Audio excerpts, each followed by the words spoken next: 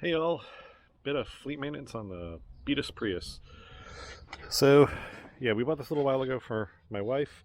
It's been pretty good. We haven't had any real problems with it, except now it's making a horrible noise in the front that I'm 90% sure is this wheel bearing. I jacked the car up and tried to wiggle the wheel and couldn't really recreate the noise, but it sounds so much like a wheel bearing when you're driving that I'm pretty sure it's that. So I went out and I bought two wheel bearings actually because I'd hate to do this side and then find out I could then hear noise from that side, because this side is deafeningly loud. So I'm going to pull this wheel off. I'm going to get the wheel bearing out and replaced. I'm also going to try and do an oil change and a belt on it, because the belt is left over from when we bought it. I never got around to it, and she's been driving it enough. It needs an oil change.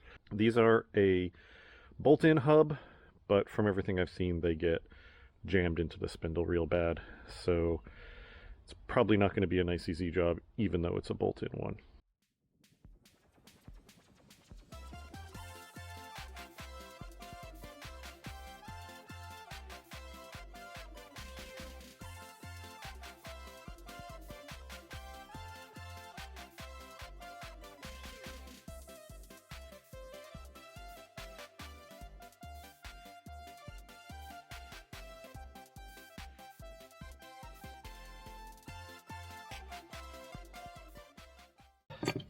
Alright, so I got this off. If you're taking this off, don't try and take the ball joint out of the spindle. Just unbolt it down here. Way easier. Save yourself also risking ripping this boot up.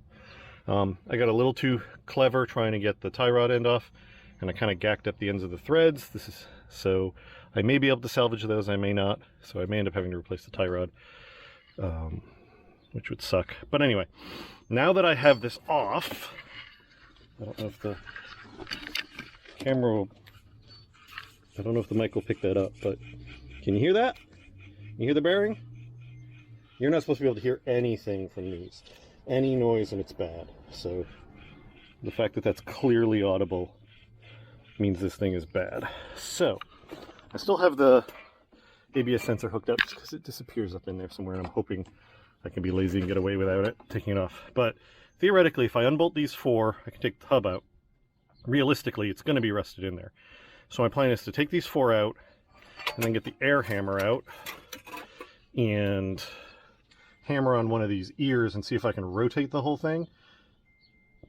Because if I can rotate the housing in the spindle, that'll break a lot of the rust free. And then either with the air hammer or just with a hammer, I can pound it out from this side. And then the new one's going to go in with anti-seize, so that any future person, if this car manages to survive that long, won't have to deal with that. But yeah, take these out and then beat the shit out of this until I get the hub free.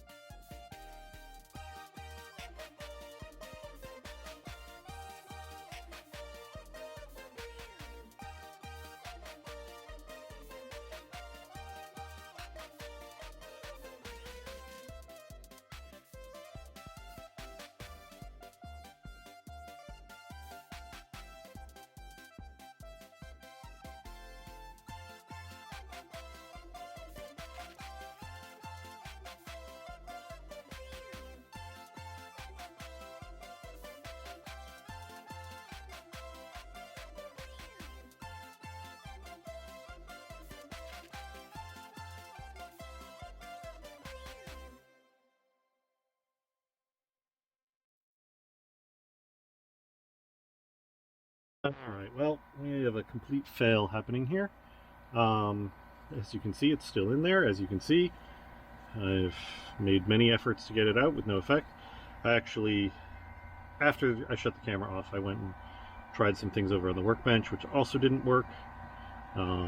This is a steel hub. This is an aluminum knuckle, so galvanic corrosion has basically welded the two together, and it does not want to move. You can see just how much I beat the shit out of every part of this trying to get it out. It will not move, it will not rotate. I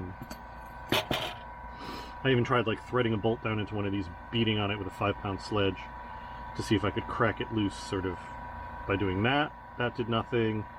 At this point I've hit the inside of this so many times, I fear that I've peened over the edge and it's now flared out such that even if it were to crack loose, it couldn't go down because it's now wider at the top than it is elsewhere.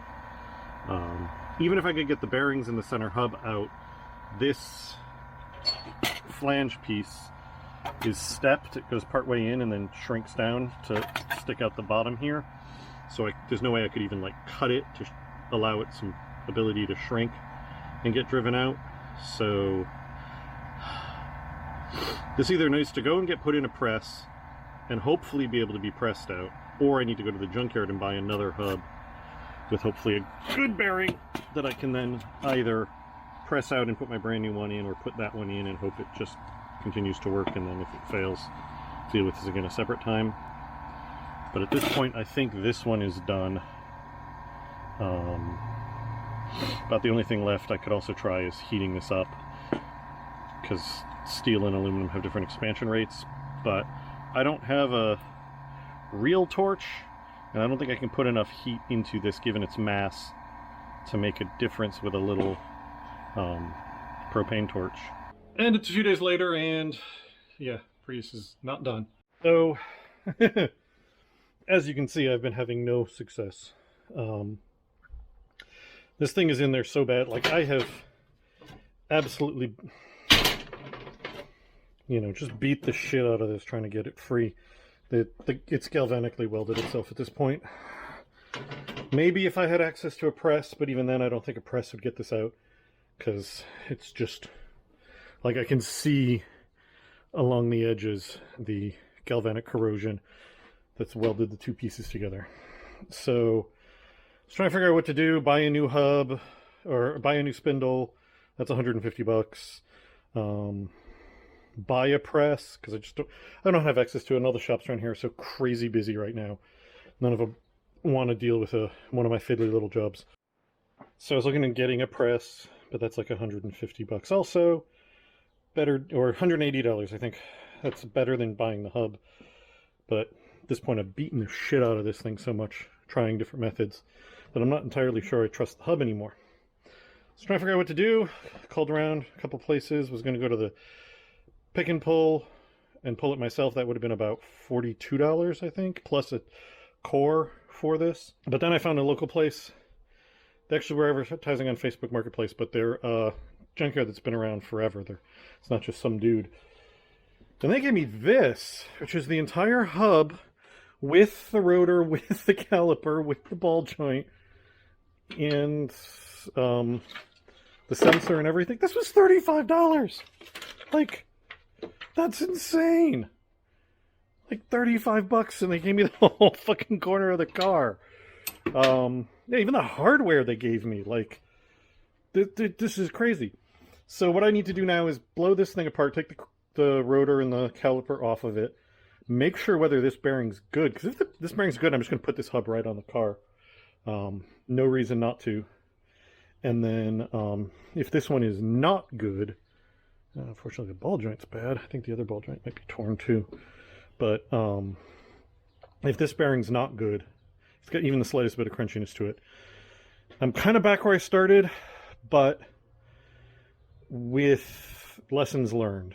And I can be more careful with this one, or I can go by the press or whatever, but at least I'm not trying, you know, because at this point with all this, what I've done to this one, forget that. We're going to forget that one exists. Things have happened. So yeah, we're going to blow this thing apart. We're going to find out if this bearing seems like it's good. If this bearing seems like it's good, this thing's just going to go on the car. All right, unfortunately, we're basically right back where we started. Sparing is also bad. I can hear it. It's at least as loud as that one was.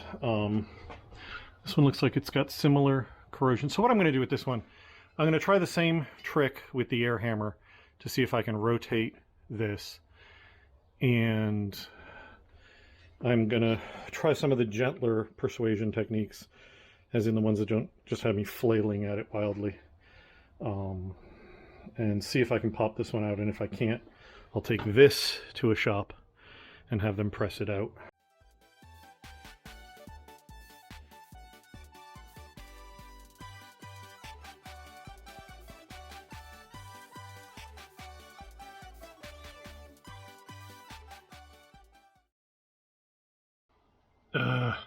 So this is very frustrating. Hit it with the air hammer around the edges, outside and inside, to hopefully crack stuff loose. And then you saw a little bit of, I forgot to turn the camera around initially, but I had a, piece fits in here, and I was hitting that with a big sledge in hopes of cracking it loose. No such luck there. Honestly, this hub looks more corroded than the previous one now that I'm getting into it. So I guess my $30 hub wasn't as awesome as I thought it might be. But I need to figure out a solution with one or the other or both of these hubs. I don't know what yet. I think I'm just going to have to bite the bullet and get myself a press. I mean, it's not terrible because I'm going to be doing the control arm bushings on the van in the very near future. And that's, I don't know, 8 bushings that I need to press in, plus ball joints, so 4 more ball joints. So that's a bunch of work that will be easier with a press. Honestly, my biggest frustration with it is storage. Those things are big and bulky. I'm not going to use it that often. And, me with this garage, I always try and cram as much stuff as possible in, so I don't want to waste the floor space it's going to take up. So I'm going to have to figure something out with that. But, yeah, I think I'm just going to have to bite the bullet and buy myself a press. I hope I can press one or the other of these out intact. And then go forward from there. And I'm back with a press. So now I get to assemble this and make another attempt at it.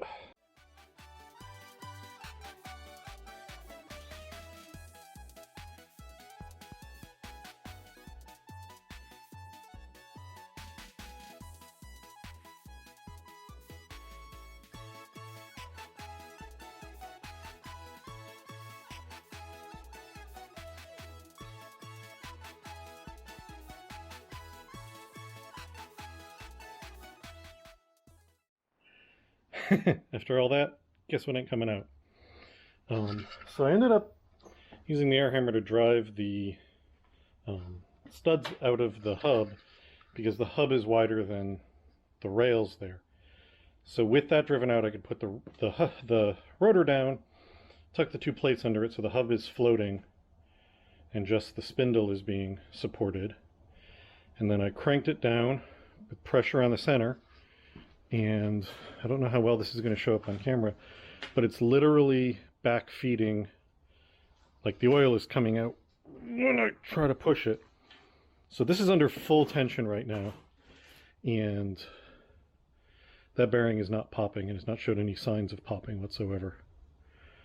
Like, that is under at least the full 12 tons, and nada. Nothing, zilch, zero. So that's the old hub.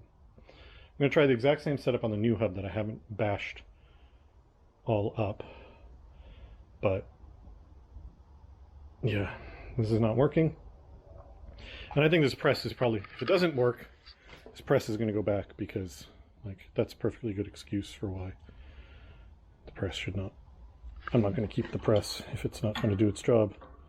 And hub number 2 in the press, and it's doing the exact same thing. It's not shifting at all. This press, I don't know if I'm getting the full 12 tons because that's leaking, but it's not giving any sign that it's even trying. Like the bearing doesn't seem to be creaked. Like there's no sign that it's applying enough pressure to pop that out. And I noticed something on, this is the new hub, is that the screw that holds this is snapped off. So if I use this hub, I've got no way to secure the ABS sensor in. So this hub is no good. That hub is no good. Neither of them I can get a bearing out of. So at this point, I'm going to return the press because it's leaking oil, and I also noticed that the center shaft is not quite straight. So the press is going back to Harbor Freight. That was a mistake. I'm going to get my money back on that, and then I'm just going to order the brand new hub, because the brand new hub is $151 at Rock Auto. The press was $169, $159, something, whatever. More than that. So at this point, it's financially foolish to have a shitty press to try and salvage one of these two messed up hubs. So I'm going to order a brand new hub. I'm actually going to order a lower ball joint because those were both messed up. And I'm going to do it that way, and I'm going to pray to God that the hub on the other side is not bad. I should probably check that before I place the order. I think I'll do that tomorrow. Not today, I'm done. Well, here we are on the driver's side of the Beatus, and guess what? Yep, wheel bearing shot. So at this point, what I've done is ordered both front hubs, or sorry, I had both front hubs. I've ordered both front knuckles. I've ordered both front lower ball joints because the one on the other side was in rough shape, so I'm just assuming this one's bad too. And I ordered both tie rods because I messed up the one on the other side, and expecting I'm going to have as much trouble getting this one out as well. So I might as well just do that. So then everything here is all taken care of. The only new problem is I chewed up the threads on this trying to get the nut off. So I've ordered a replacement nut, so I'm not just chewing it up again, putting the nut back on. But I'm not sure if I can clean that up enough to get the new nut on, or if I'm going to have to buy an axle as well. And it's a few days later, and parts have arrived. So these are the parts. The two hubs I had before, these are the two knuckles, two lower ball joints, one tie rod end. The other tie rod end and the axle nut are stuck in shipping right now. But this is a little over $500 in parts to redo basically the whole front end. This wouldn't be nearly so painful if I hadn't bought this pile of parts for a little over $1,000 for the van. This is the complete front end, new lowering spindles, new shocks, all the stuff to fix the AC, and a couple of other odds and ends on the van. I placed the order for all of this stuff a few days before the Prius job started, that maybe I'd order this stuff. So this represents a ton of money.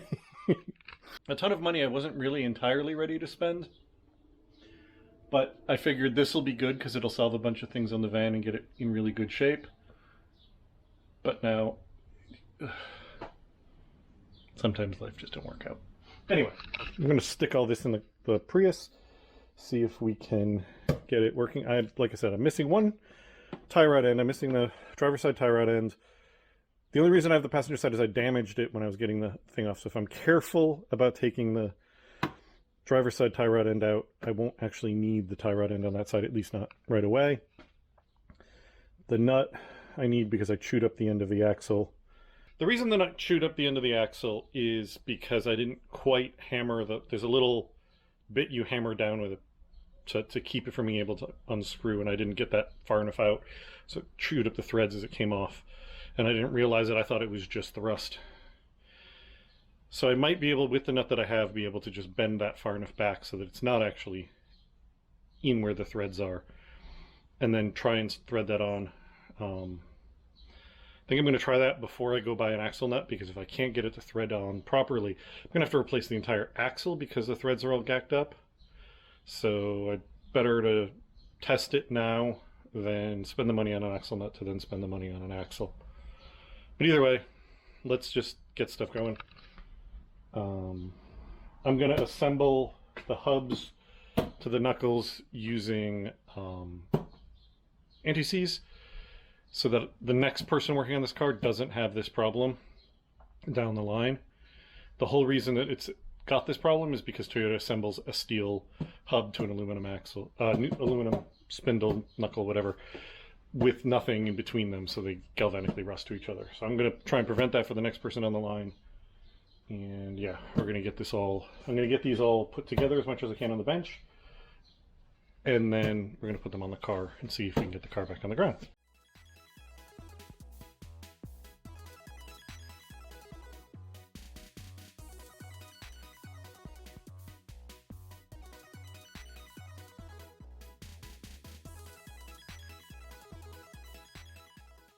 Alright, and there they are assembled. I put the ball joints on like this because they bolt on anyway, so there's no point in bolting them on and then fighting to get them on. This is just going to make it all much easier. Hubs are bolted down. These are greased. The ring in here that protects the tone ring for the ABS, those have been put in from those two hubs over there. I need to obviously put the sensors in. Both are still attached to the car. The big thing with these compared to the old ones that I'm sure you noticed is I don't have any dust covers on them. The dust covers on those are pinched between the two pieces, and if I could get the hub out to get the dust cover off, I wouldn't have needed to buy new hubs. So, if I really was concerned, what I could do is cut the dust covers off of those and weld them to these metal hubs. But I don't think they're that vital. They help protect the inside of the rotor some. They do a little bit for dust, but not much. So I'm just going to run them without it. I don't think it's going to be a problem. I think it'll be fine, especially for a beater of a car like this. So these are ready to get bolted back on the car.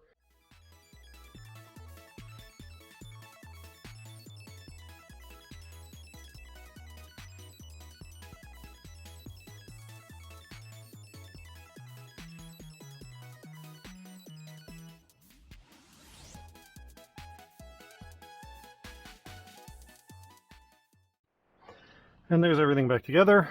Hub bolted down at the top, hub bolted, ball joint bolted down at the bottom. Tie rod put on. This ended up being easy because there's a jam nut that keeps the tie rod from being able to rotate. And when I went to loosen them, instead of the jam nut rotating, the tie rod just popped loose. So what I was able to do was take the old tie rod off, wind the new one on right up against the jam nut that hadn't moved, and know that this tie rod is the exact same length as the old one. And that's cotter pinned in place. My ABS sensors in and resecured. The brake rotor is on. The bracket is on. I cleaned the faces of the brake pads. Put the caliper on.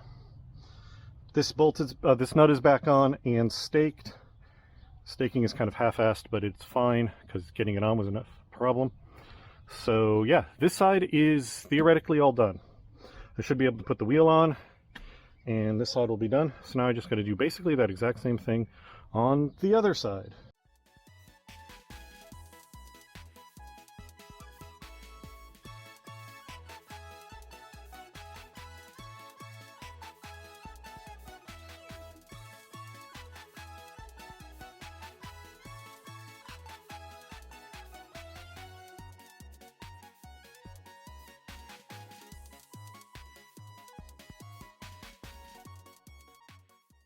All right, so all the important stuff's done on this side, so I'm going to show you a couple.